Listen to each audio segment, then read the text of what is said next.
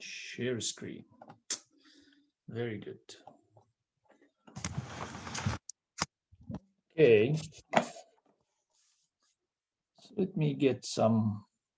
Probably I did not upload this, but it's, I mean, you can download it from the website, but I'll upload it right after the lecture. I'm reminding you there is a homework due tomorrow, right? And it's just a couple of problems on the last lecture, Euler angles. It's due tomorrow midnight. And then right after, maybe Saturday or Sunday, we will release the other homework, which will be due next Thursday. So let's see. This is snapshot. I need the table. Here is the table.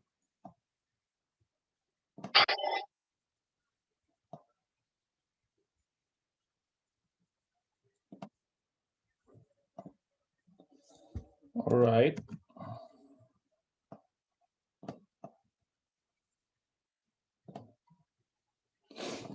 Okay.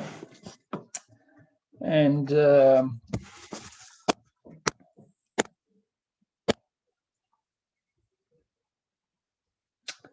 so this is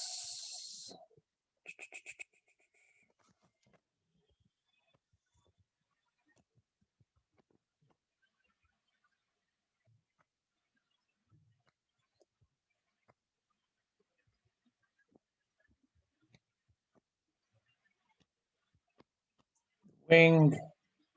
Should have been a bit larger. It's okay. This is the tail.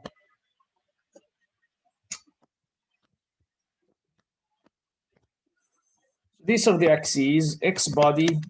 And guys, like I said, life is hard enough. Please feel free. Do never feel shy in this course. I know it's really hard to stress it. It's hard to stress it because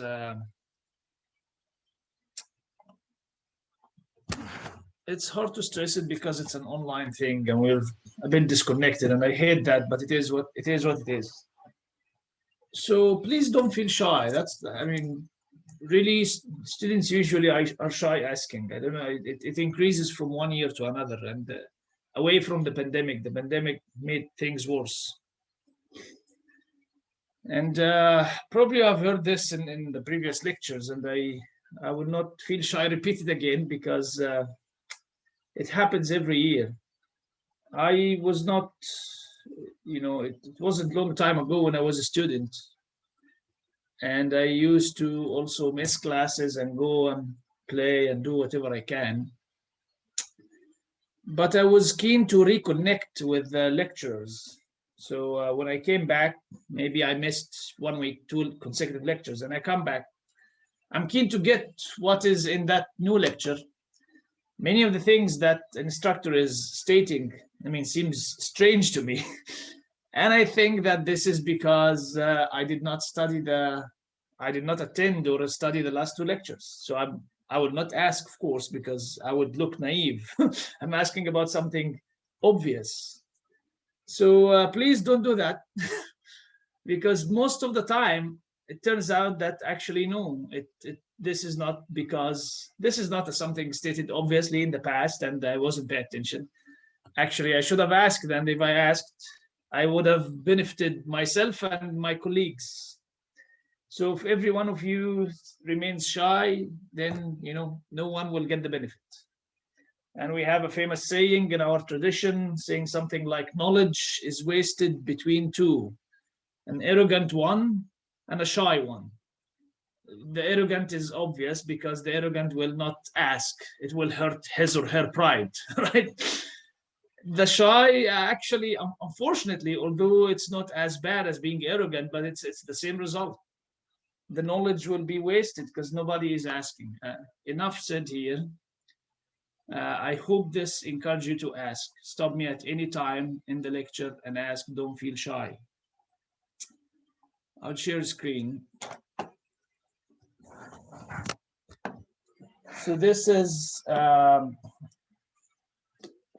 X body, and our body axes they are attached to the body. Now we should be expert on this because last time we spent whole lecture on how to deal with rotating axes. They are really attached to the body.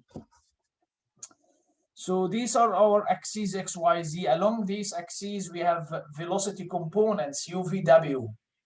And then we have forces, aerodynamic forces, X, Y, Z. Then the rotational version of this, rotational velocities, PQR, components of omega as a vector. And also the rotational analog forces is the moments, the torques. These are the torques, LMN. We spent the entire first half dealing with one moment component M about the y-axis, the pitching. Now we have other stuff. Last time in particular, we introduced Euler angles, which are angles, the angles describing the body axes with respect to the inertial axis.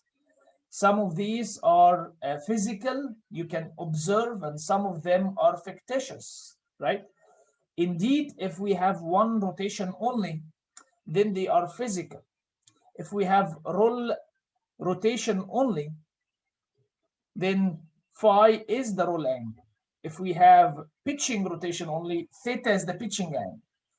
If we have the three of them simultaneously, then theta is indeed a fictitious angle. It's in the middle, right? It's between E and S frames, if you remember from last time, and these frames were really fictitious, intermediate frames that we don't see in reality. We just hypothesized we assumed in order to be able to relate the body frame to the inertial frame. Anyway, we're trying to review so far. And we have the three controllers, aileron, elevator, and rudder. Here are the three controllers. Let's use another color, maybe this one. So if you remember, these are the ailerons, elevator, right? This is delta elevator, I'm sorry, delta elevator E, delta aileron, and delta rudder, right? So each one of these help you generate a moment about one axis. These are standard controllers, control surfaces and controllers, flight controls. If you are a pilot, probably you would need a fourth controller, because these three controllers do what? This is delta aileron again. These three controllers generate moments or torques about the airplane, axes. If you want to turn upside down, turn right and turn left, and so and so.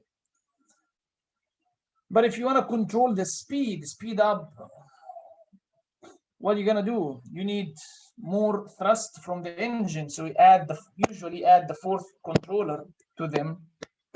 It's not corresponding to a rotation. It's corresponding to the thrust force.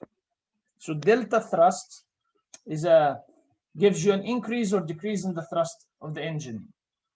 Any question about that? These are the standard four controls of the airplane.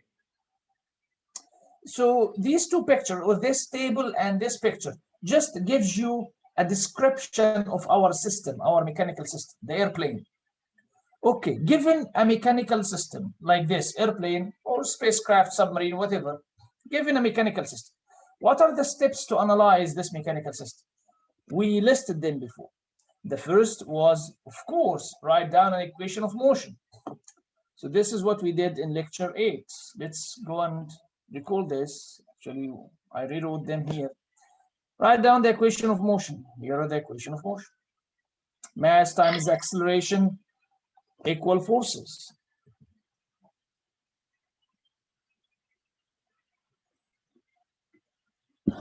So first step,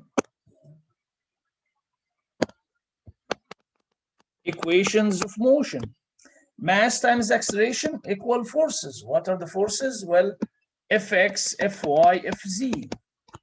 Total forces along the three axes. Okay.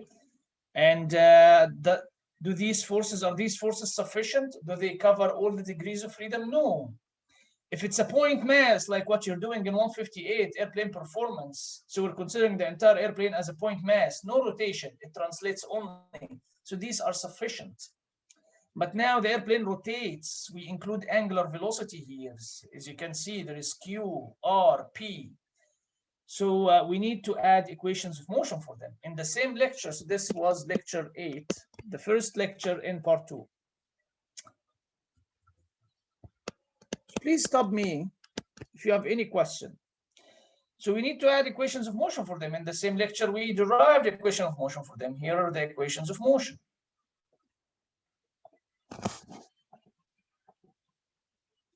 In the same lecture, lecture 8.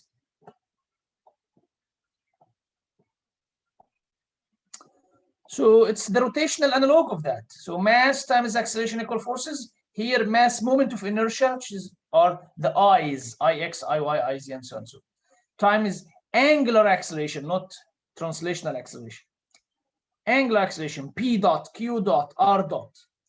So mass moment of inertia times angular acceleration equals the torques, lmn. Okay, so we got this. So this is the very first step to analyze your mechanical system. Write down the equation of motion. We're done. Let's now see, are we given all the forces? How can we get all the forces in order to analyze our system? So it's just mass times acceleration equal the forces in order to solve this dynamical system, to get our accelerations, or to get the motion, integrate the acceleration and get the motion, get UVW and PQR. We need to have the right-hand side. We need to have the forces and moments. So let's see the forces and moments. The forces are first, for example, Fx, Fy, Fz. What are the types of forces on an airplane? Well, we discussed them before as aerodynamics and propulsion. So let's use another color. These are aero and propulsion, right from the engine. And there is gravity, right? So I'm gonna now actually remove this. I'm gonna remove this, or actually you can use the eraser. And I have here X, Y, Z, aero and propulsion, which is very similar to LMN because also LMN are aero and propulsion. But for the forces, we add gravity. So here is F gravity. So we need to get the aerodynamic forces and moments, X, Y, Z, L, M, N. And we discussed why we don't have moment due to gravity. Like here are the forces are decoupled, aero and propulsion plus gravity. The moments are aero and propulsion, the blue one, it should be plus gravity. Of course, it should be this, but the gravity force acts at the CG, so there is no moment about the CG. Okay, so we just need the force. The XYZ LMN are aerodynamic forces and moments. This is not easy to get. I mean, we will spend quite a bit of time with them. Let's get the gravity first because it's easy. It's mg straight down. But this equation of motion is written in the body axis. So let's just do some cosines and sines to get the gravity. This was exactly last lecture, right? So lecture 9, Euler angles. We replace this guy by the gravity components. When we did multiplied 0, 0 mg with the rotation matrix, we got mg negative sine theta, cosine theta, sine phi, cosine theta, cosine phi. This is from last time. Okay. So Professor, yes. Go ahead. quick question. This was from last lecture, I think. So here you have written the body axes. Where's the inertial frame? It's not here. It's not here.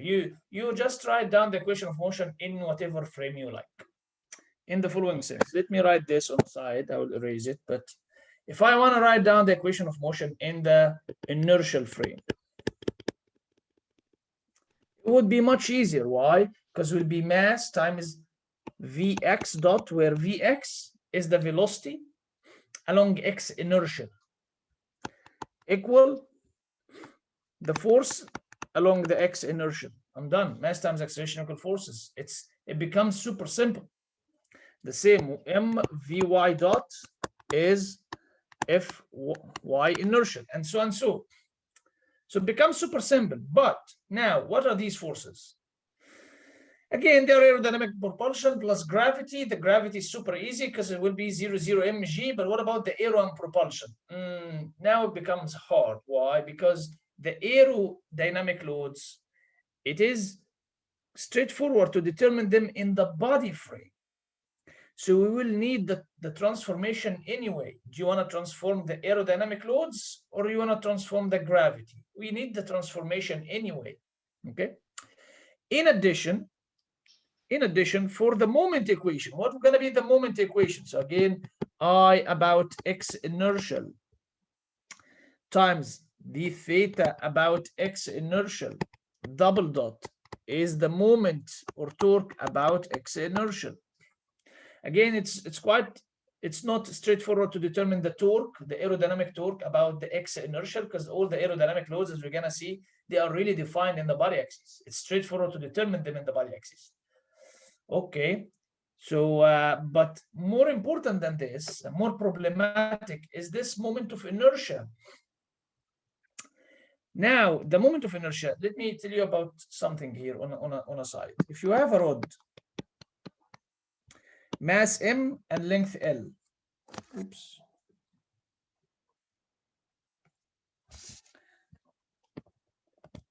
Let me actually rotate it.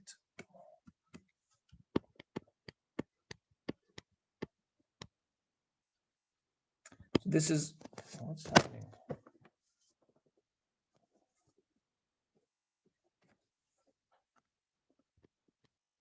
Mass M, length L. And this is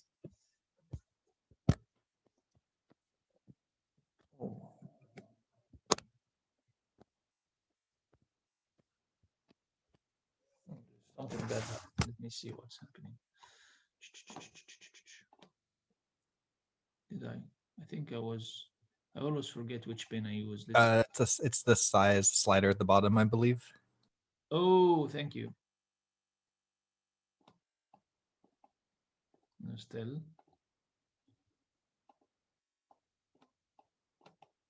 Yeah, I think this is good. Thank you. All right. And this is this is say X body. This is say Y body. Okay. And we have here X inertia and Y inertia and so on. What is the moment of inertia about Y body, for example? Well, it's known. It's 1 over 12 ml squared. All your relations that you know and you can get from the web or from any database about the famous shapes and bodies, the moment of inertia of a disk, of a rod, all the things that you have seen in MAE80 dynamics, these about its own axes, right? It's about its own axes. So it's not about inertial axes, of course, right? If you rotate, the moment of inertia about its own axis remains the same, because by definition they are about its own axis no matter how inclined they are. But when you rotate and now you want to get the I about the Y inertial, then it is not the thing that you have in the database. It is not 1 over 12 ml squared. You need to account for this rotation. So the moment of inertia, the I's will not be constants. The moment of inertia will depend on the motion, which will really complicate things. This is why we don't like writing down the equation of motion in the inertial frame.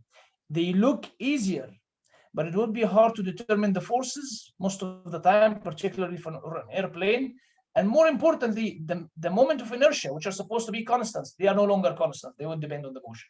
Okay. Any question about that? I hope this is not confusing. Yeah. Okay. Yeah.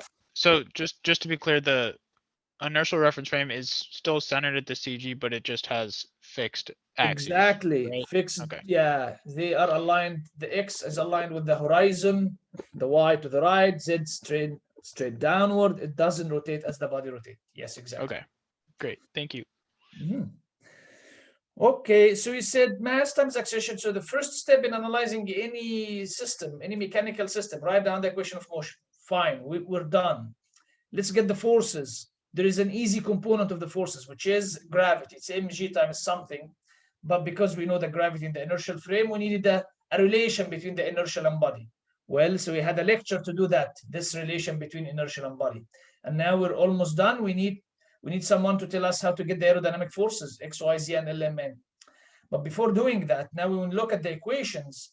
How many unknowns do we have? We have UVW, we have PQR, and because of this additional term that we added when getting the gravity from inertial to body, we added more unknowns, theta and phi, the orientation of the body. So now additional unknowns, we need equations for them. In the exact same lecture, we really had equations for them. The rate of change of theta, phi, and psi in terms of our already unknowns, PQR, right? And this is what I like. So this is why I did in detail, and you guys did as a quiz. And I assure you, you will see, and you will see it. You already saw it in the homework, and you will see it in the final. And if you took with me 241, they're going to be the same because they are important. Okay, so now we added 3 additional equations. This is what we call kinematics, right? Rigid body kinematics in lecture 9. The rate of change of the angles is simply the angular velocity. So now we have 9 by 9 equations of motion. So let's have a block diagram. I guess I have a block diagram for it somewhere in the lecture. Yeah, here. Very good.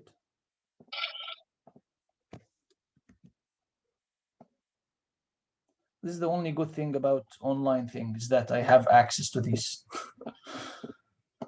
All right. So this is airplane dynamics, and it really can be anything, not necessarily an airplane. It's any rigid body. So let me write down here rigid body, airplane dynamics. And I'm gonna stress the word dynamics because this is really dynamics. Look at it. It's what is the input? Forces. What are the output? Motion. It's a typical dynamics problem as you solve 80, MAE80, but it's just a little bit more involved. Like we have 9 equations of motion. We usually use to a couple or something. Okay, this is the heart of any flight simulator. So we typically solve these 9 equations. If I give you the inputs here, if I give you the forces, you should be able to solve these equations. Of course, we don't do analytically by hand because they are hard and nonlinear and coupled and everything. We just give them to MATLAB ODE45. We march these dynamics forward to get all these outputs as functions of time, how the motion evolve as a function of time. And please, folks, if you have any questions, stop me. This is important. Previously, in the previous lecture, I thought that we solved for a phi, theta, and psi in terms of, we did PQR as a function of psi, theta, and yes, psi. And we simply can invert this ratio. We did this. We did by PQR, exactly, you're correct. We did PQR as function of phi, theta, psi dot.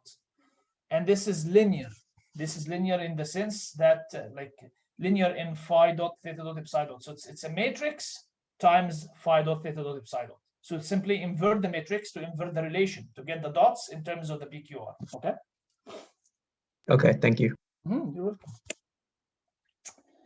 All right, so we have 9 by 9 equations of motion. They are differential equations, as you see. There is u dot, v dot, w dot, p dot, q dot, r dot, phi dot, theta dot, psi dot. So we get all the dots in the left-hand side. We get the remaining parts that they don't have dots in the right-hand side. Give them to MATLAB ODE45, and you have to provide the forces X, Y, Z, L, M, N. Then we're done. MATLAB ODE45 will give the motion for you as a function of time. We will not do this in this course, but if you're interested, just Google MATLAB ODE45 and use it to solve this. This is, again, the heart of any flight simulator. Our goal is, okay, what these aerodynamic forces are not arbitrary. They really come from aerodynamics. So this is our goal, is that they will not come from anywhere. They come from an aerodynamic model.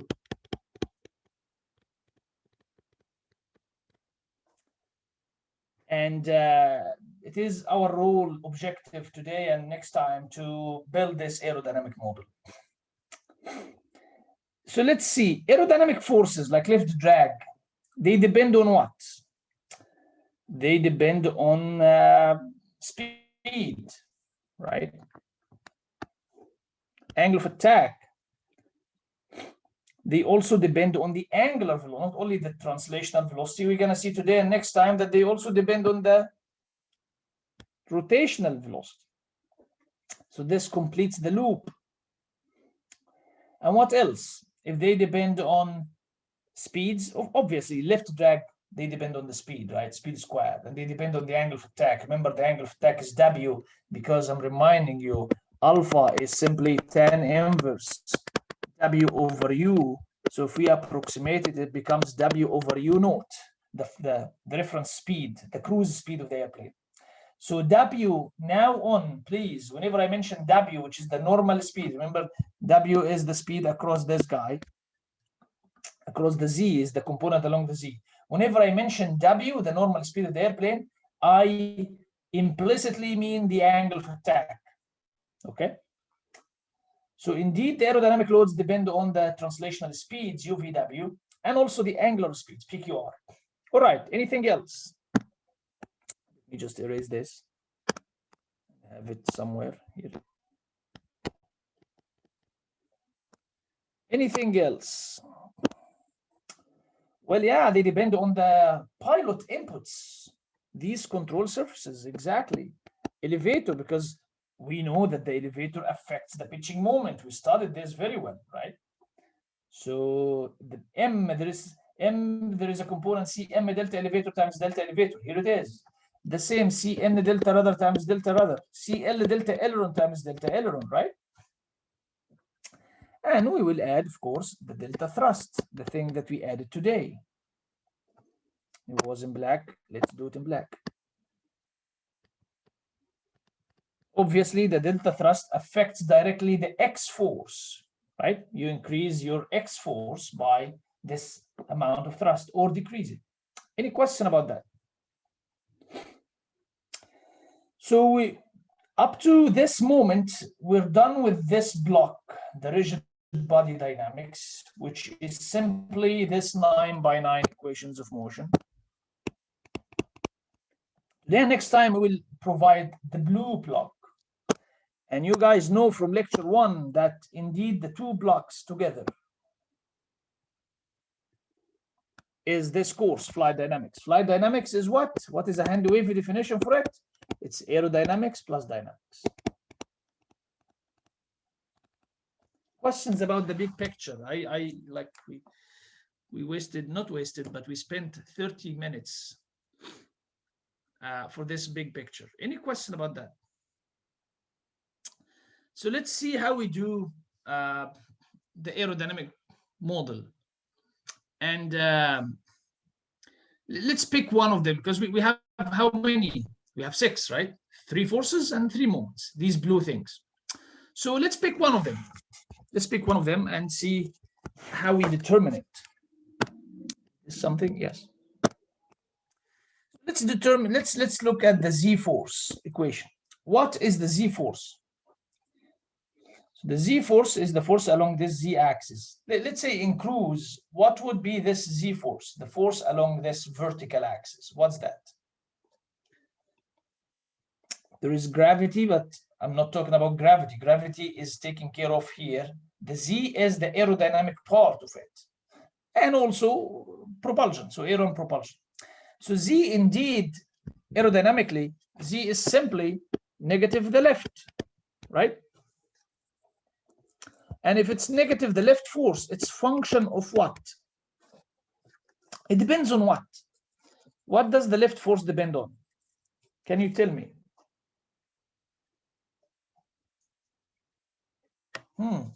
Speed. Speed, very good. U, oops, U What else? You have angular speeds as well. Angular speed, yes, we'll come back to this. But what else? What obvious thing the lift depends on? So lift is quadratic in speed, right? 1/2 rho u square. We know that. Very good. What else? Angle of attack. And Angle of attack. Yeah. Angle of attack. Very good. We just mentioned that the angle of attack to us is W, right? Because it's W is simply a constant times the angle of attack. All right. And you guys mentioned the angular speed. Yes, which angular speed? Q. Let us give this. Let us give this example. This is the angular speed about y, which is the pitching angular velocity. If the airplane is pitching up or down. So this is q. Q is our omega. Okay, it's the pitching angular velocity. So remember this distance. I mean, we played a lot with it. This is L tail. So you have an omega about a point, and you have an arm, L tail. So omega r is the tangential velocity. This will be q L tail, right? So if the airplane is pitching up, the horizontal tail back is actually going down with a downward velocity, downward speed called q times L tail. If this horizontal tail, which is a wing-like surface, any three-dimensional surface, any wing-like surface is going down with this velocity, in addition to moving forward with the speed, the forward speed of the airplane, what will happen?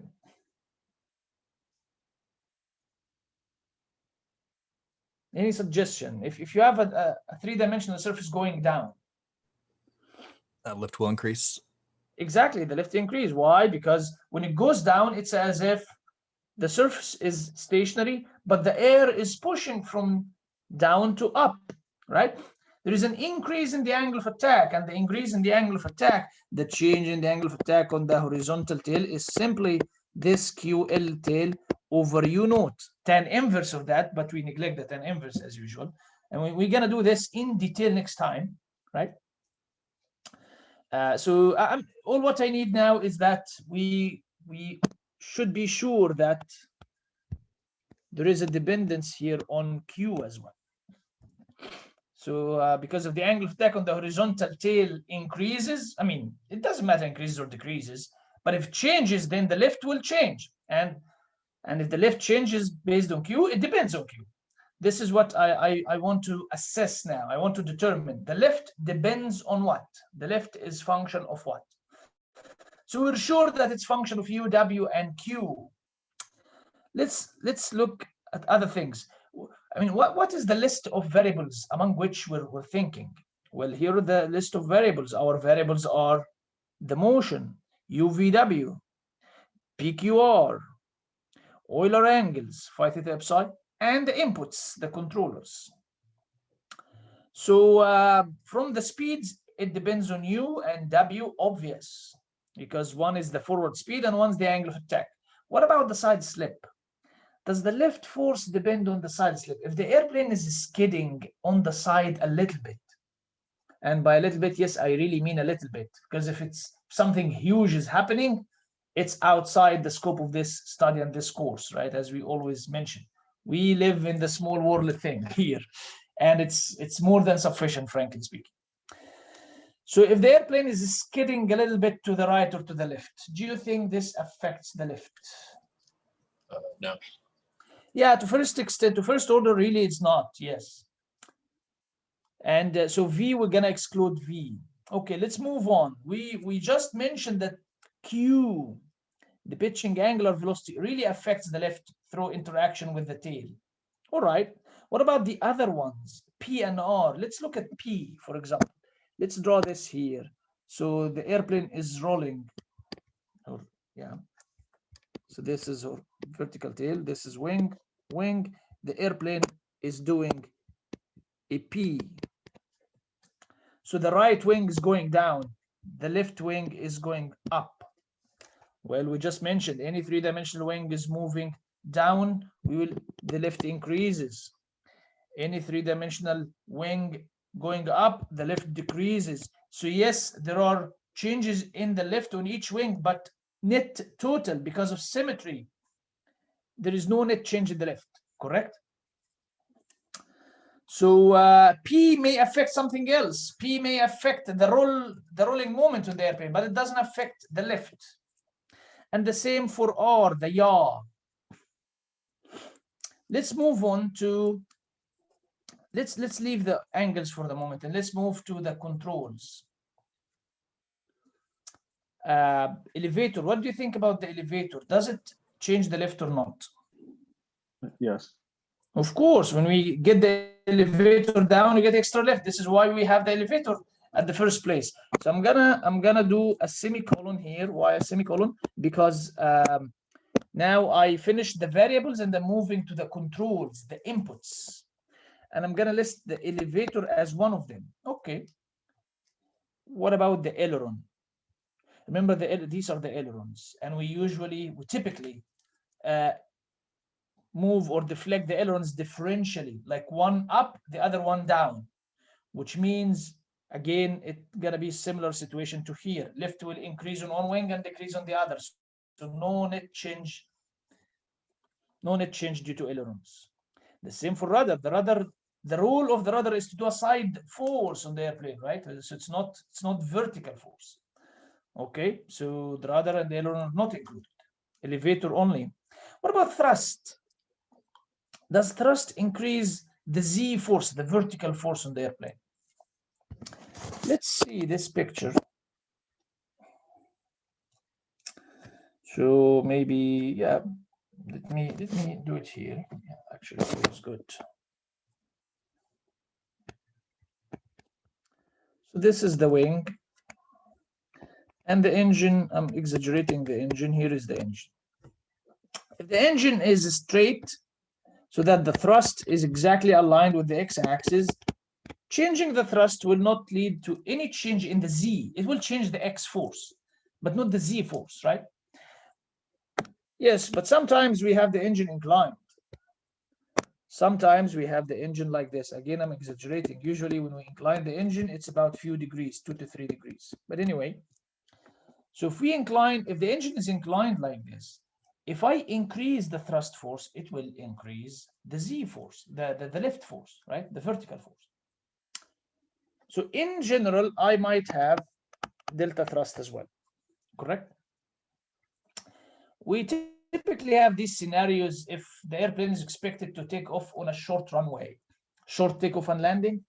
So I want to augment my vertical force, the lift, because I will not have enough runway distance to accelerate to the desired speed at which the lift is sufficient to carry the weight. So I need an additional component, vertical, to help me take off, okay, in a short distance.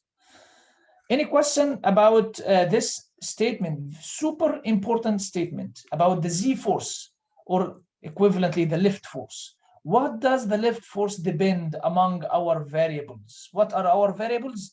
UVW, linear velocities, PQR, angular velocities, and the 4 standard controls, aileron, elevator, rudder, and thrust. Any question about this statement? So Q represents the pitch up and down angle, correct? What did you say? The pitch up and down angle? Yeah, this is Q, right? Pitching angular velocity. Okay. Yeah. These are the angular velocities about X, Y, and Z. So the angular velocity about Y, like this one, this is the pitching angular velocity, Q. Yeah, it's pitching up and down. Okay. Yeah, I'm just trying to visualize it in my head, so that helps clarify. Thank you. Yep. And this is one of the things that we really missed in the in-person thing, because I usually go to the lecture with my smaller plane. So anyway, this is the picture, right? So the Q here is when the airplane pitches up, really, because when we say pitch up, so it's a rotation. Whenever we mean rotation, whenever we say rotation, we have to specify about what point. Of course, implicitly, all things about the CG. So the airplane rotates about this point, CG, which means all the points ahead of the CG, they will go up. All the points behind the CG will go down. In particular, this horizontal tail. Why we're interested in the horizontal tail? Because it's a three-dimensional surface. It's a wing-like surface. Any motion for the wing-like surface will create significant aerodynamic loads. So I don't care if the nose goes up or down. It will not create much aerodynamic loads, but I will care much if the tail goes up and down, if the vertical tail moves sideways, if the wing moves up and down, okay? Professor, why was delta T? Can you say again why that contributes to? Yeah, because delta T means changes in the thrust, right? So look at this. Thrust. Sorry, I was thinking that was something else. Never mind. Yeah, that makes okay, sense. yeah, sorry about that. Yes, actually, I did not say. So this is thrust. These are the standard four inputs of the airplane: aileron, elevator, rudder, and thrust. All right, so this statement is very important, and you don't need to like deduce it every time and derive it like I did now. This is given to you guys. Put it in your cheat sheet. But it is also important to understand the underlying physics, why the Z depends on these things and not other stuff.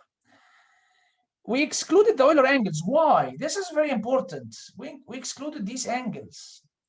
The aerodynamic loads, as a general fact, the aerodynamic loads never depend on Euler angles. And this is something important. This is something that some people are confused with. Let's see. Oops. Okay.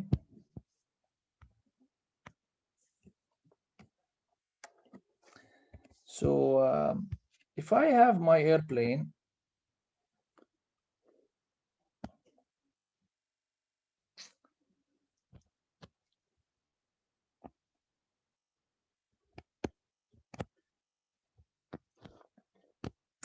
this is my velocity vector. This is my velocity vector. So the angle of attack is the same. Alpha 0 here, say, assume alpha 0 there. They have two different thetas. Theta is 45 degrees, whereas theta here is 0. So the airplane in the left case, it's climbing. The airplane in the right case, just straight and level flight, cruising. The airplane in both scenarios will get exactly the same lift and drag. Do you agree? Or do you don't agree? The airplane in both scenarios, very good. So the airplane in both scenarios will get the exact same lift and drag because it's the same speed, same angle of attack. It doesn't matter if the airplane is inclined this or even inclined with 90 degrees. Okay, as long as my definition of the lift and drag, they are normal to the body. This is my Z force, which is negative of lift force, and this is my drag force, which is negative of X force. As long as you define this in your frame, so you rotate, they will rotate with your frame. It doesn't matter. What is the origin of these things? These are aerodynamic loads. So the origin of these things come from the surrounding air. And they depend on what? Speed and angle of attack. So if you have the same speed, same angle of attack, you get the same things. So this is lift, this is drag here. If you rotate, they will rotate with you. So if you maintain speed and angle of attack, but rotate, they will rotate with you and maintain their magnitudes. Okay? So this applies to everything, not only lift and drag, anything coming from an aerodynamic origin. So all the forces X, Y, and Z, all the moments LM and N, they never depend on the Euler angles, the attitude of the airplane. They depend on the angle of attack, the aerodynamic angles. The aerodynamic angles appear through what? Appear through the speeds. Alpha appears through W, and beta side slip appears through the side slip velocity, little v. Okay? So they depend on here, that's fine, of course, and maybe may depend on the angular rates, like we mentioned here, the dependence on Q, fine, but they don't depend on the mere attitude angles. What force depend on the attitude angles? What do you think? So we just mentioned that the aerodynamic force does not depend on the attitude angle. It depends on the aerodynamic angle. Gravity. Gravity, exactly. And the dependence is clear. Here is the gravity components really depend on the attitude angle, right? Any question about that? So whenever I ask you what things the Z or X force or Y force or any aerodynamic force depend on, never think of Euler angles, okay? I will never include the Euler angles here. Spend too much time. Yeah. So just to double check, so when we're looking at like the angular velocity Q, we can say that that's equal to alpha dot, right? Theta dot, yes, theta dot. Oh, it's equal to theta, okay. Theta dot, yes. And indeed, if we have one rotation, this is an exact relation. Theta dot is Q. Okay. Because Q is the angular velocity of the entire airplane. I don't care about the velocity vector now. I don't care about the surrounding air. So it's the rate of change of theta, its attitude with the horizon. So yes, so Q is theta dot indeed. If we have one rotation. If we have 3 rotations, it becomes complicated, and here is the relation. All right, actually, you see this. So let's ponder a little bit. We started with how many variables? We started with UVW, PQR. So these are 6. We simply ignore phi theta psi. So we still have 6, and we added the 4 controls. So 10 variables. So I have here 10 variables, 10 inputs. So 10 inputs to what? To the aerodynamic block. This is what I'm describing. I have 3, which is UVW coming from above, 3 PQR coming from below. These are 6. And we have 4 inputs coming from the side. So I have 10 inputs coming to the aerodynamic model. And how many outputs? They are simply the 6 forces and moments. So 10 variables or 10 inputs going into the aero model to get the 6 outputs, which is forces and moments, right?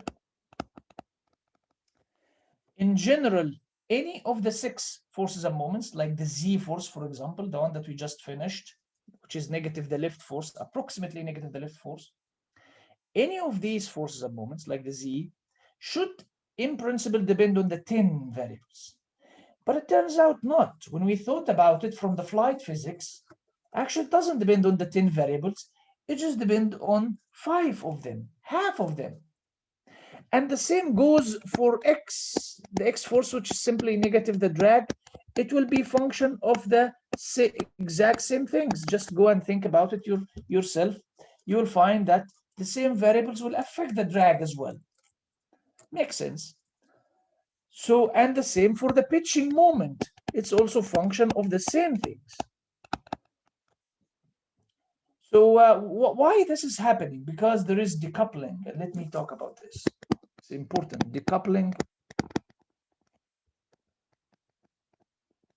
of the aerodynamic loads.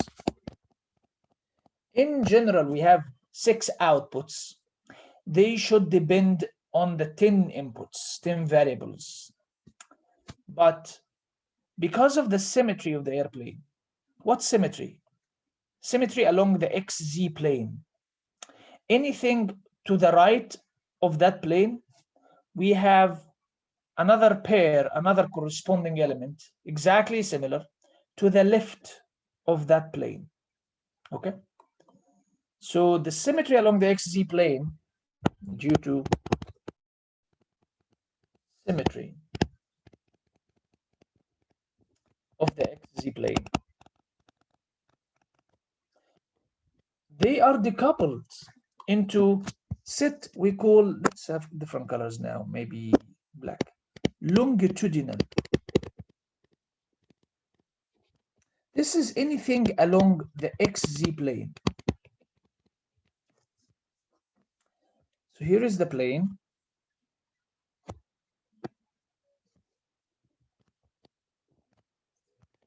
XZ.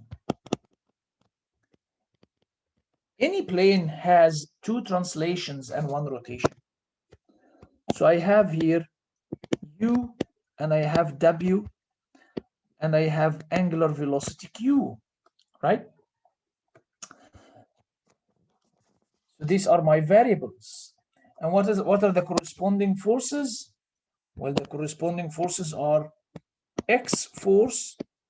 Let me use maybe a different color, maybe this one. X force, Z force, and a pitching moment, M, right? So anything of the X, let me write it, where can I write it good way? Maybe, yeah, here. X or Z or M, they are all function of these variables only. U, W, Q, okay?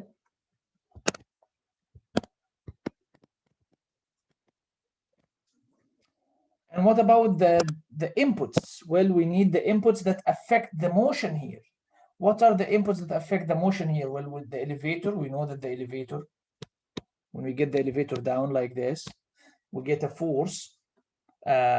We manipulate the pitching moment, first of all, right? And when we manipulate the pitching moment, we also manipulate the lift.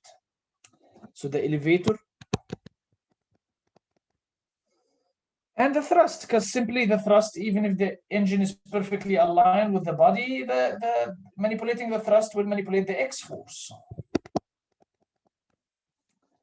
So now on, it is given to you that the X, Z, and M, they depend. These are what? These are the longitudinal. These are the forces and moment in the longitudinal plane. Okay? So again, any plane has two translations and one rotation, two translations velocities and one rotational velocity, and also two translational forces, X and Z, and one rotational force, which is a moment or a torque, M. So the forces in that plane depend on the variables in that plane and the controllers that affect that plane. Quite intuitive, okay? The other thing, what we call lateral, which is anything out of XZ plane. Anything that takes you out of the XZ plane. So this is not hard because they are simply the remaining things. So if we were considering three forces, X, Y, Z, we already considered the X and Z. So now we have Y. The moments L, M, N, we already took M. So now we're left with L and N. So these guys are simply a function of the remaining variables. So again, if I have U, V, W, I took U and W, so this is really little v.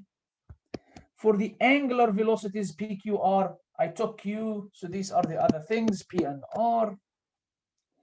For the controls, I had four controls. I did not use the aileron, so it's here. I did not use the rudder, so it's there, right?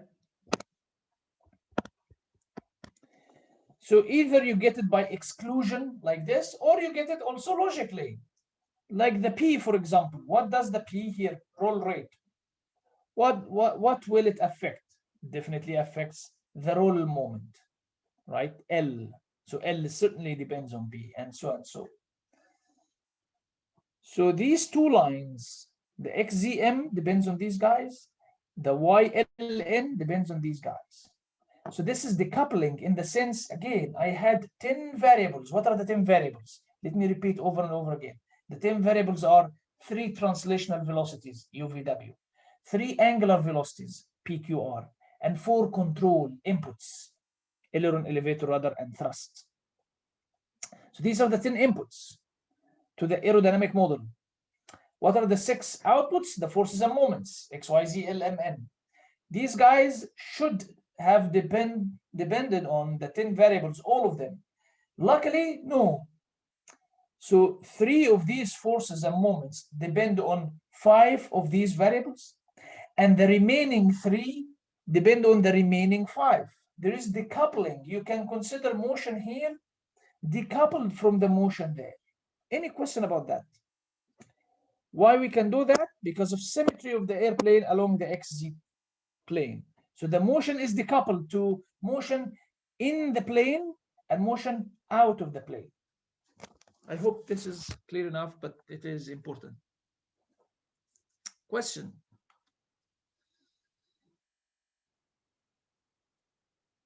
As you can see, guys, I mean, the dependence on something from before is little, because we literally started part 2 here, driving the equation of motion, like what I discussed at the beginning. Added gravity, added the additional equations, and now we need to add an aerodynamic model. So this is new. So we started to see, okay, at least let's see the dependence. What does the lift depend on and drag and so and so? Here is the dependence. We got the dependence. So let's see the equations now. And the point is, if you look at the equations of motion, these equations of motion, they are nonlinear. What do you mean by nonlinear? I mean, there is sine theta, cosine phi, there is multiplication, Q and W. Like there is P squared here, R squared. There is sine and cosine, again, there is tan. Linear means just a constant times a variable, like here, mass times U dot. This is linear. I times P dot, a constant times a variable. Other than that, it's nonlinear. Okay, that's fine. So they are nonlinear equations. What's the issue? The issue is we want to do analysis at the end. What do you mean by analysis? I want to, because nonlinear equations, now with the computational power that we have, they form no difficulty. I can just give this to MATLAB, really. Any undergraduate student can give this to MATLAB and simply get the solution, get the motion of the airplane with time for a given forces. So we can simulate it, fine. But I want to do analysis. What is the difference between simulation and analysis? Well, simulation, we can simulate a specific scenario, right? You give me cruise, you give me a deviation from cruise, you give me some windy condition, and I input this to my flight simulator. But analysis gives you a stability certificate, because I will never be able to simulate all the possible scenarios. You're gonna simulate what, 10, 100, 1,000? These definitely don't cover all the possible scenarios. If you want to cover all the possible scenarios, we do it by analysis. Why? Because in analysis, when you prove that this system is stable, then it is stable for all possible scenarios, right? So we want to do analysis. Luckily, we have plenty of analysis tools for linear equations. So if we have nonlinear equation like this, the very first thing that we do as engineers is to linearize and do our linear analysis, because most of the time it's sufficient. Few times it's not sufficient, and then we do advanced analysis. Go to graduate school, learn about some nonlinear theories, but most of the time linear analysis is sufficient, okay? So let's do some linear analysis. The issue is these equations are nonlinear. What do you do? Well, like I said, linearize. What do you mean by linearize? Approximate these by a linear relation. So let's talk a little bit about linearization. So this is linearization.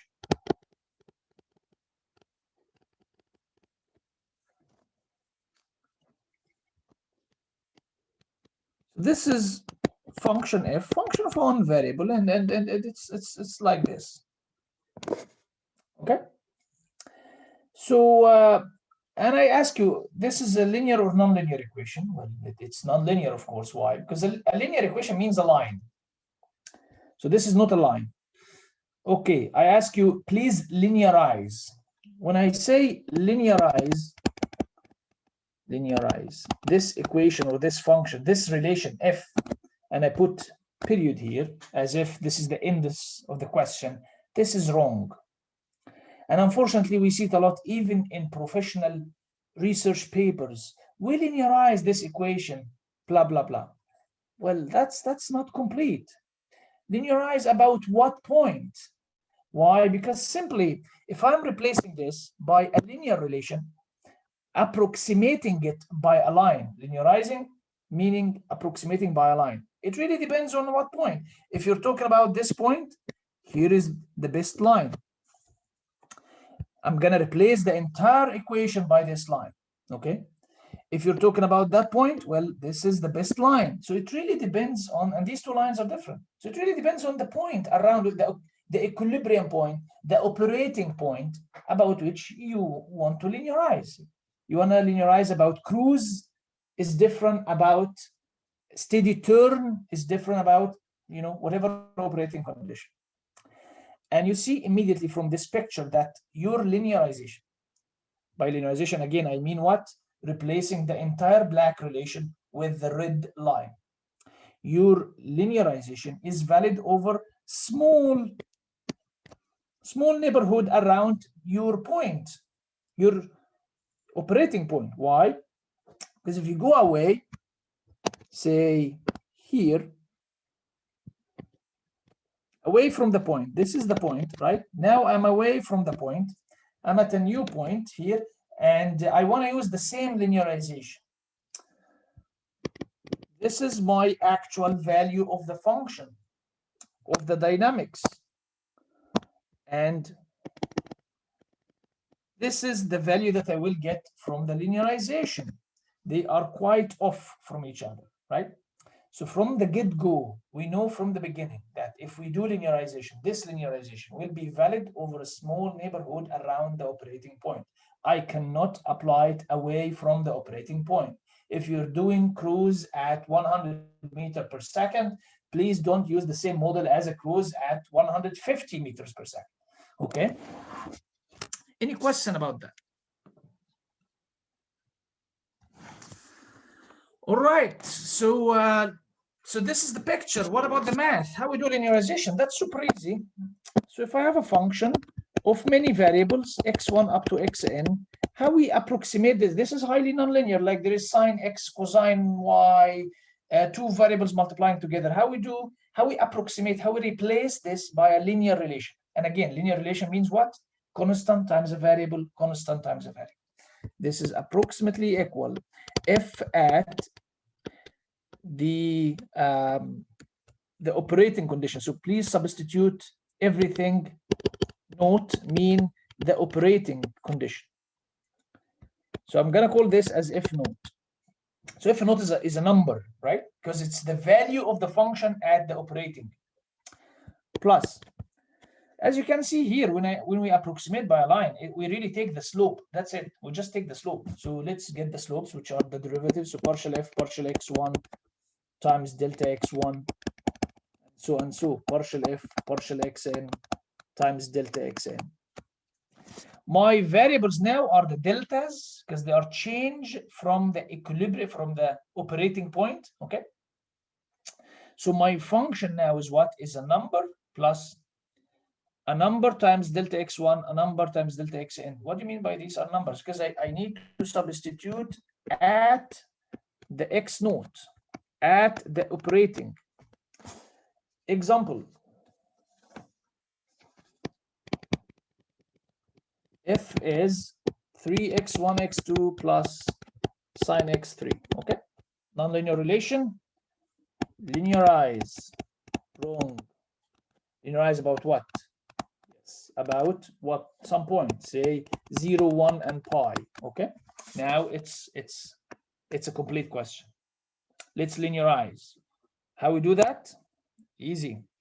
So f is approximately, first, the function value at this point. Substitute by x1, x2, x3. So it's 3 times x1 is 0 times x2 is 1. So it's 0 plus what? Differentiate with respect to the first variable. Well, it's 3x2. And substitute at the point. Well, just x2, so it's 1. So this is really 1. This is times delta x1. Plus, do the same for x2. Differentiate with respect to x2, please. So it's 3x1 Substitute at the point. Well, the point x1 is 0 times delta x2. Do the same for x3. Differentiate with respect to x3. So it's cosine x3. Substitute at the point. Point is pi, and multiply by delta x3. So the function is, the first thing is 0, then this is 3 delta x1. Cosine pi is -1 delta x3. Look at this red thing. So we started with a highly nonlinear function. There is sine and there is multiplication. We ended up with what? A constant times a variable, constant which is -1 times a variable. The variables are what? Are the change, the shift from the operating point. This is the operating point. Any question about that? In the general equation in black, what's on the bottom? Is that F0 on the bottom? You mean this one? Oh, here, yes, yeah. I say I'm gonna denote it by F0. I'm gonna call this. Oh, I Yeah, thought it was divided. yeah, Okay. Thank you. Okay, gotcha. Yeah. So F0 here is 0, for example. There is another way. Sometimes I like it because it's sometimes it's more revealing, because it's simple math, really. As you can see, it's not like hard stuff, but may not be revealing. Sometimes I like to do this in a different way. What is the different way? I replace each variable by variable note, which is at operating, plus delta variable. Simply. And these deltas, of course, they should be small, as we discussed. So let's do that with this example. So I'm gonna do, my f will be approximately equal 3 times the x1 will be x1 0. x1 0 is what? x1 0, like the operating value of x1 is 0, plus delta x1 times x2. I'm going to replace it with the value of x2, which is 1, plus delta x2, plus sine x3. Again, it's x3 at operating, which is pi, plus delta x3. Okay? And consider the fact that these deltas are small, please. These deltas are small. What do you mean? I mean, if you have any delta multiplying by a delta, this is a higher order term, so it will be 0. Any sine delta is really delta. Sine a small angle is the same angle in radians. Cosine a small angle is almost unity, right? So these are the most common 3 things we encounter. So in this regard, this will be what? This will be 3 delta x1, right? Plus 3 delta x1 delta x2 plus sine addition of 2 angles is sine the first, cosine the second, plus the other way around, cosine the first, sine the second, correct? Now I'm going to apply these rules which stress the fact that these deltas are small for the linearization to be valid. For example, here is delta times delta. This is really 0, right? Cosine delta is unity. Sine delta is the same as delta, and we're done. So this gives you the f approximate, the linearized f approximately. The first term comes as is 3 delta x1, and then sine pi is 0, and then cosine pi is -1, and this is multiplying delta x3.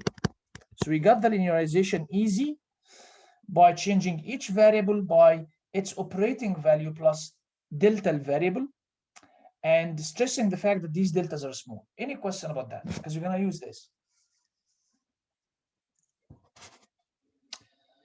All right. Yeah, there's a question in the chat. Where did the cosine come from? Cosine here? Where you have, yeah. Summation identities. Yeah, it's a sine of 2 angles. So sine the first, cosine the second, plus the other way around. This is the identity, trigonometric identity, right? Okay. Yeah. All right. Any question about that? Because we're gonna do it. So now we're gonna pick one force equation and linearize it all the way. I'm gonna linearize the equation, that's fine. But what about the Z? We did not talk about the Z, any of the aerodynamic loads. So when I give you any expression for the aerodynamic loads, like the Z here, so let's recall this. Let's recall it from here, right? Copy, and let's put it here.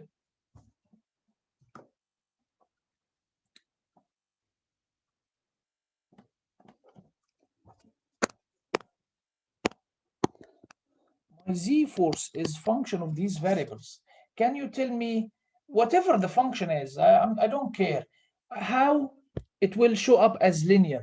Well, yeah, that's easy. It will be some Z naught, like F naught, the value of it at operating at the cruise or at whatever, plus partial this function. The function is, I'm gonna call it Z, right? To this, like Z is function, Z of, okay? So partial Z, partial U, delta U, like partial Z, look at the expansion here. Partial F, partial first variable times delta first variable, and so on. So my variables here are U, W, Q, and so on. So partial Z, partial U, delta U, partial Z, partial W, delta W, and so on. So partial Z, partial Q, delta Q. Partial Z, partial elevator, delta elevator, partial Z, partial thrust, delta thrust, okay? Usually we have these things divided by the mass. So when we divide by the mass, like 1 over mass times Z is 1 over mass times Z naught plus 1 over mass times this guy, we usually call it ZU, just as a notation. 1 over mass times that guy, we call it ZW.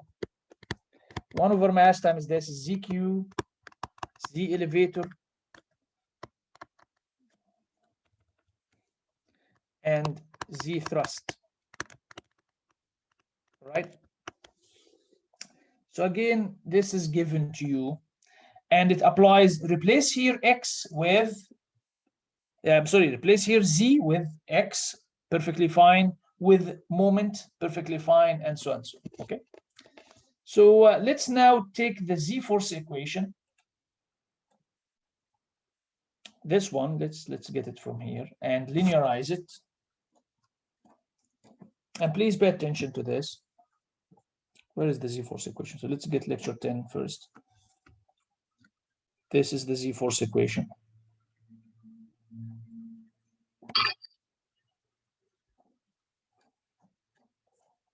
So we're gonna do an example together now. We will, here is the question. Linearize, I will do it. Linearize the Z-force equation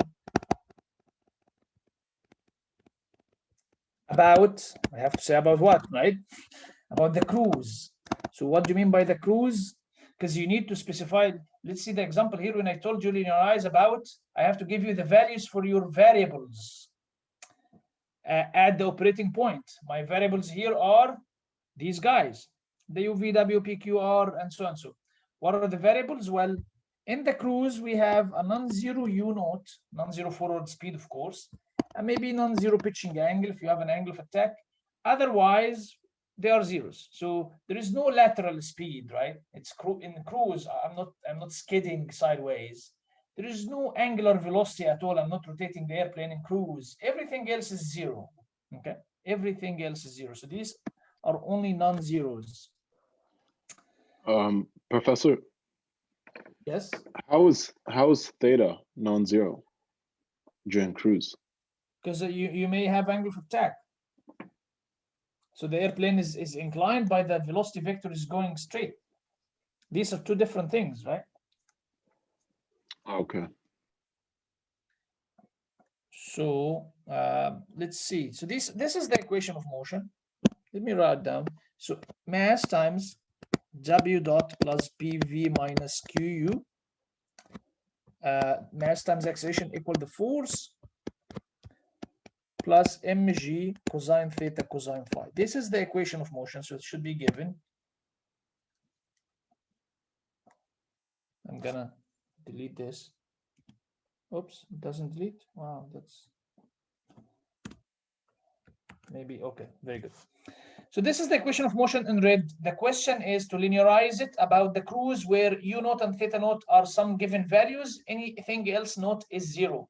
There are simply 2 steps to linearize any of these 2 equations. First, what I call equilibrium or trim balance. Equilibrium. This is simply replace each variable with variable naught. So let's do that in the red equation. That's easy. Mass, remember the mass is not a variable, so it's just a constant. W dot naught plus, W dot naught. So everything is naught at equilibrium. P naught, V naught, Q naught, U naught equal Z naught, the value of the Z force at operating point at the cruise. M constant, G constant, cosine theta naught, cosine phi naught. Any question about the green step? Really quick, Professor. Yeah. In the line above, you multiplied 1 over m times z, and then, or a little bit above, and then shouldn't 1 over m be multiplied? This. Yeah, it's 1 over m partial z partial w, and there is a little bit of notation here. We typically call 1 over m partial z partial w, or 1 over m partial z partial anything in flight mechanics. We call it z the thing. Okay, so this is a notation. No, what I think is shouldn't, or wait. So m isn't a mass? That's not. M is the mass of the airplane, yes. So when anyone, and again, this is standard notation, and we will spend quite a bit of time with it next time, but I also want you to get it today, which is, whenever I tell you this is ZU, this is not partial Z partial U. This is 1 over mass partial Z partial U. This is the standard naming in airplane flight mechanics. The same for ZW, the same for ZQ, the same for all of these derivatives. Okay? Okay. Yeah. It's just naming, but it's standard naming as usual. Again, this is the beginning of the question, the blue statement. Here is the equation that you're asked to linearize. The green is the start of the solution. 2 simple steps. First, replace each variable with variable naught. Okay, we're done. Now you know the values of the naught, so let's get rid of some of the stuff. For example, we know that the P naught is 0, the V naught is 0, the Q naught is 0, right? U naught is non-zero, but it's multiplying by 0. W dot naught, the acceleration at cruise, of course, is 0. Phi naught is 0, so cosine 0 is 1. So this is actually unity now.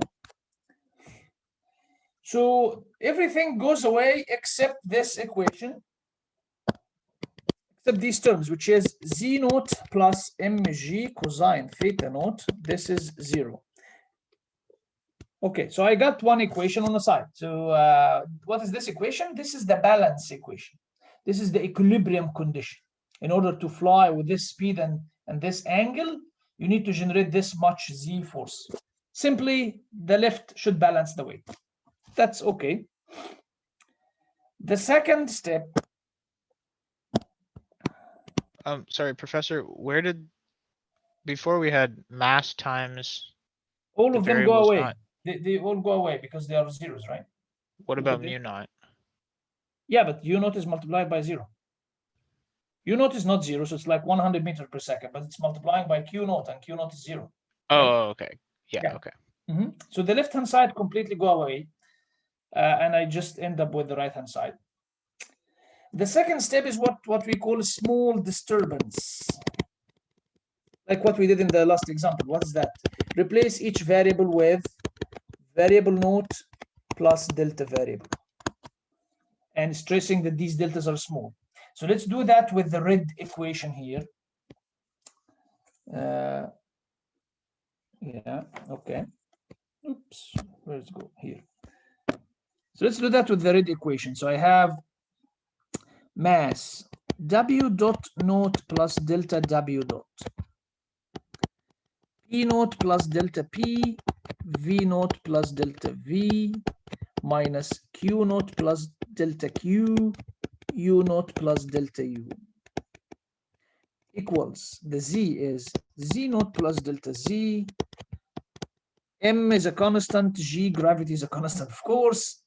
Cosine theta naught plus delta theta, cosine phi naught plus delta phi. Any question about getting the purple statement from the red given equation? Professor, didn't we just say that, you know, P naught, V naught, W naught, those are all zero? How did they come back I'm gonna this is generic. So I'm telling this is generic. The very next statement is I'm gonna just remove these things. Exactly. This is 0, 0, 0, 0. This guy's not, right? This is 0. Yeah.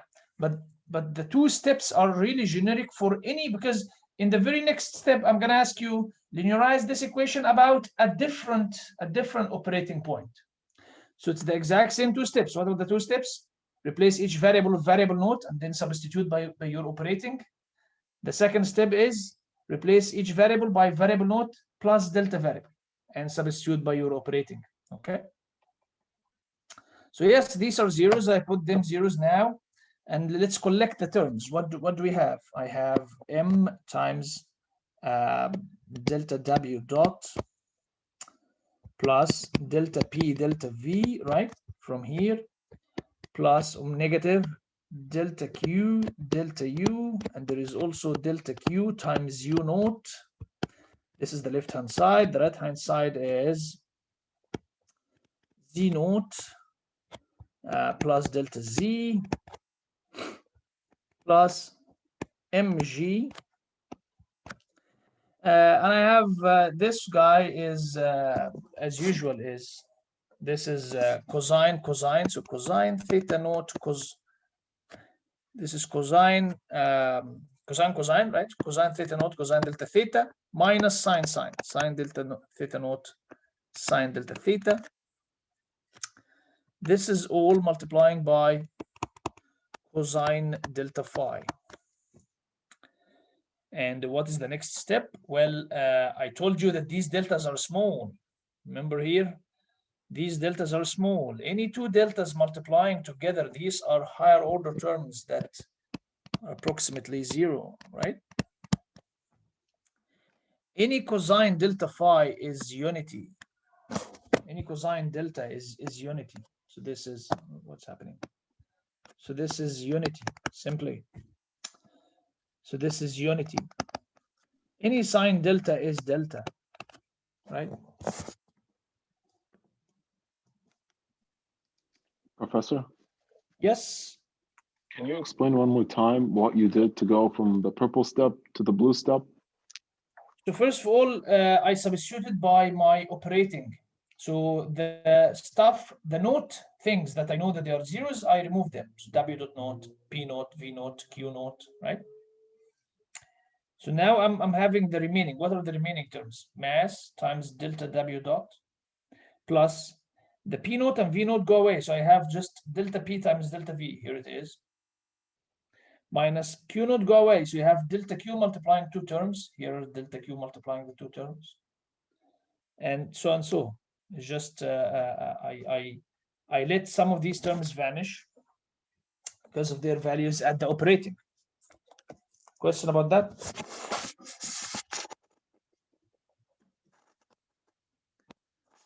So let's see what remains with us. So there is M delta W dot minus U naught as a constant times delta Q. These are two linear terms, very good, equal. So this is Z naught come as is. I'm gonna do it by green. Z naught. And the first term here plus mg cosine theta naught multiplying by 1, it's fine. The remaining terms, delta z. There is another term which is mg sine theta naught times delta theta, the other term. Any question about this red greenish equation? Yeah, what happened to the delta phi term? It's cosine delta phi. Cosine any delta angle is 1, right? Cosine delta, any delta is 1, sine any delta is delta. So this is cosine delta is just 1. So all this bracket is multiplying by 1. Any question about this equation? Okay, what do you think about the green term, Z naught plus mg cosine theta naught? Comes 0, the equilibrium. Yeah, condition. exactly. And this is why we do this first step of equilibrium. It will always show as is in the second step. If it didn't, then you did something wrong. Okay. So you will always see the equilibrium condition showing again. And I'm happy now to set all this to 0 because of the first equation. And now I have the linear equation, which everything in it is linear. Mass times a variable. Mass and u naught times a variable. mg sine theta naught. Remember, theta naught is a number. So sine theta naught is really a number. So everything here is a number times a variable, delta theta. The only remaining step is to replace delta z, and indeed I have it from here. So this is everything about delta z, right? I'm gonna copy it as is. Let me copy it as is actually. So I'm gonna copy it from here. Professor? Yes.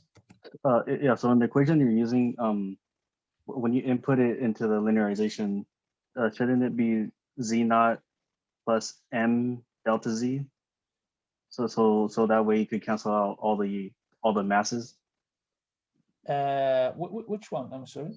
So like right above that, you have just delta z alone. Shouldn't there be a m being multiplied to delta z? Why there is just so all the masses could cancel out? Because on your lecture you have z equals z naught plus m times delta z. Not necessarily. Here is the thing. Yeah, it's like multiplying m throughout everything. Yes, it's really not multiplying. It's actually dividing. So the z is a force. When you divide by mass, you get an acceleration-like term. So I'm gonna divide this equation indeed by the mass in the very next step, which is the last step. So here is. So let me delete this. So let's divide by the mass, and when I divide by the mass, I simply get delta w dot equals. I'm gonna remove this to the right hand side. So this is u naught delta q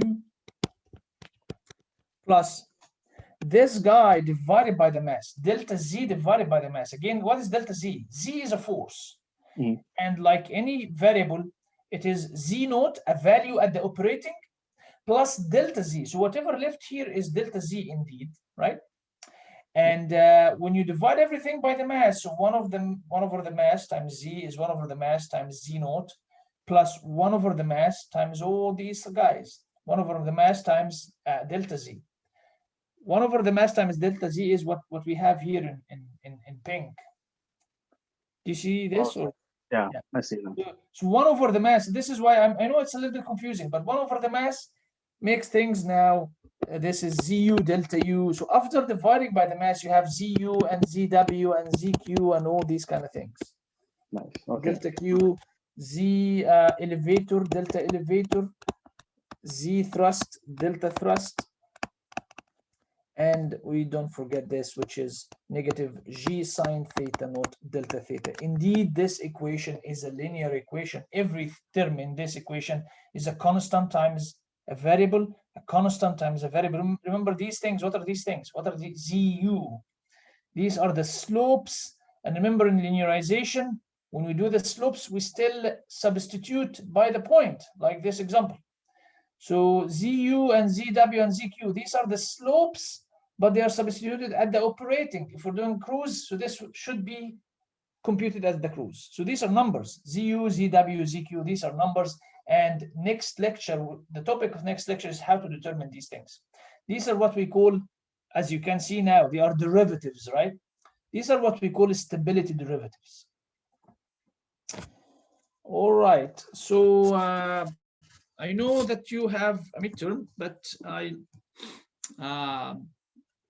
you should just simply replicate from here. There is a quiz, and you're gonna follow from this blue line. You're gonna follow these two steps, simply 2 steps. Green step, each variable equal variable naught, and then each variable equal variable naught plus delta variable to arrive at a linear equation. It's nothing fancy. It's really just copying what you have here. I'm gonna upload this now to you, but we're gonna do a slightly different condition. It's not the cruise.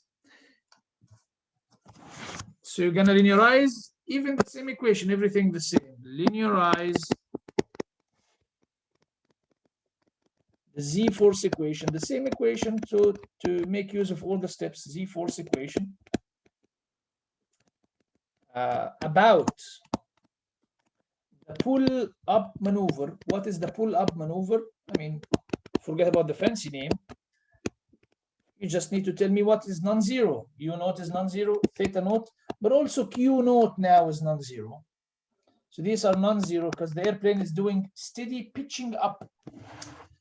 I mean, you don't care. I mean, you just go and redo the analysis. Whenever you find Q naught, you simply don't ignore it. You don't cancel it. Any question about the quiz? This is the quiz. So before moving on to the quiz, can I just ask, can you explain how we got from that, how we got to that very last line in all black? Yeah. So let's see. Delta W dot is here, right? Right. U naught Q, delta Q is here, okay? And mg sine theta naught delta theta is here. The very last line is simply, the thing that might not be obvious is this delta Z. So I got delta Z from above, simply. What is delta Z? So, and remember, this is not delta Z, it's delta Z divided by mass, right? It's delta Z divided by mass. So this is simply from here. Z is Z naught plus delta Z. So divided by mass, this term, this whole things is really delta Z divided by mass, which is what we call ZU delta U, ZW delta W, and so on. So you're subtracting 1 over mz naught to the left. Exactly, because like any variable, Z is Z naught plus delta Z. So whatever I have here is the delta Z, and if I divide it by mass, so this is delta Z divided by mass. Okay. What I need downstairs here, what I need is delta Z, is not total Z. The total Z, as you can see from this blue line, is already decomposed like any variable as Z naught plus delta Z. The Z naught go away from the equilibrium and balance condition in the green. I just need the delta Z, the change from the balance, the change from the operating. So here is Z naught plus whatever. This whatever is delta Z. Okay, so all these terms are really delta Z. Okay, and I just need them divided by the mass. Any question? So please copy this green thing, the light green question, so that I can go and upload this document, so that if you want to follow the derivation, feel free to copy from the derivation, but collaboration is not allowed.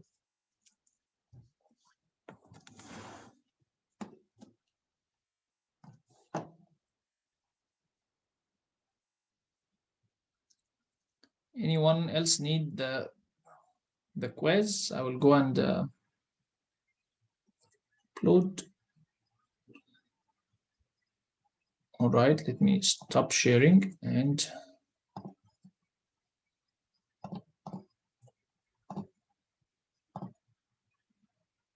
Professor, yes. just double check. The linearization is the last answer that you gave us, right? Let me just I'll upload this and come back to you just a second. Okay. So this is here.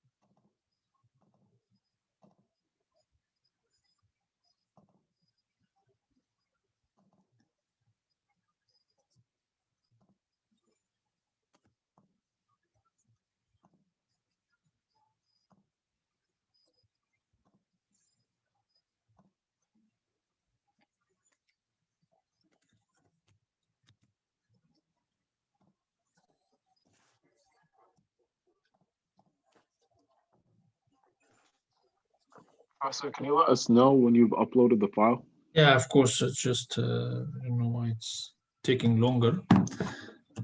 Just 1 minute here.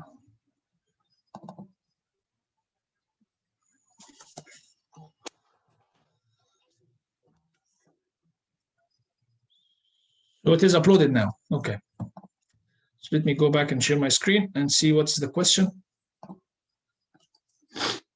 What was the question? I'm sorry. Professor, the final, like the linearization, the final answer would be like the box thing. Black, yes. Right in Yeah. black. All right. Thank you very much. Okay. And we would have to start with the section you did under the number 1 again, right? Because that would be different in this scenario. Exactly. Exactly. Yeah. It is just these two, as you can see. It is just these two things. Yeah. And then those 3 variables. So U naught, theta naught, And Q, these are not 0. Anything else is 0 among our variables. Okay.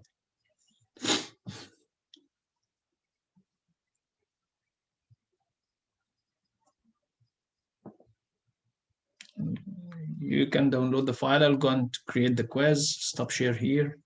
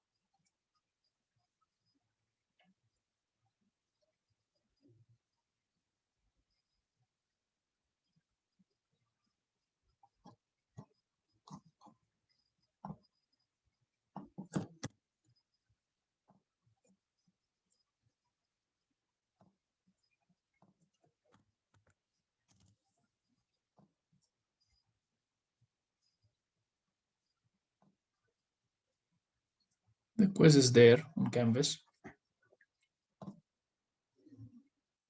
It's in 10 minutes from now.